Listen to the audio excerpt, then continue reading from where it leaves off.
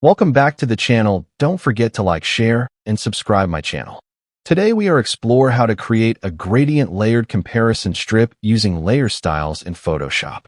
Now I open Photoshop and set a wide horizontal canvas for comparison layout. First I select the custom shape tool and draw two long rounded rectangles side by side. Then I apply different gradients to each strip so comparison is visually clear. After that, I duplicate each strip slightly downward and darken it for layered depth. Now I add thin divider shapes between sections using soft gradients. Next, I apply subtle inner shadows to separate layers cleanly. Then I refine corner radius and spacing for balance.